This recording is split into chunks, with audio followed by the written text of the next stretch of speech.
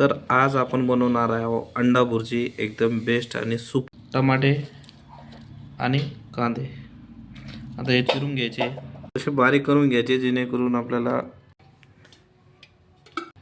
तेल गरम झाल्यावर थोडंसं जिरे, थोडीशी कोथिंबीर, त्यानंतर कांदे आणि टमाटे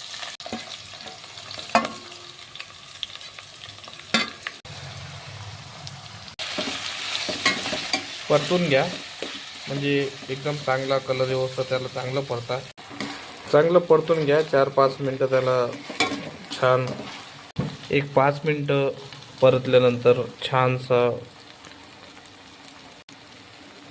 त्याच्यानंतर त्याच्यामध्ये मिक्स करा अंडा।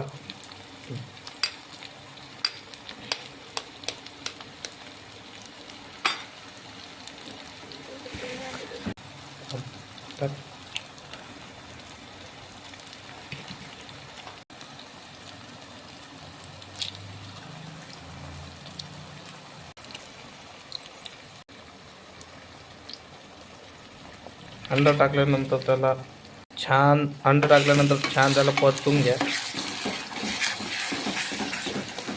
पूर्णपणे मिक्स होईल असं परता।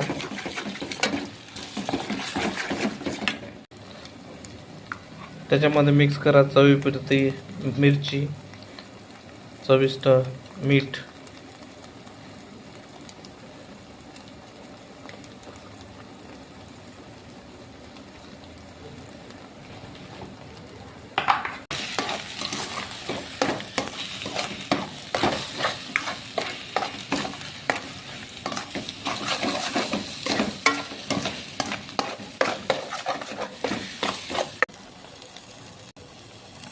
तर ही झालेली आपली एकदम चविष्ट भुर्जी।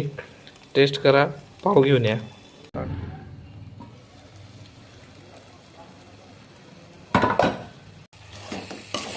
तयार झालंय आपलं अंडा ऑमलेट भुर्जी। छानशी भुर्जी पाव सोबत मस्त खा।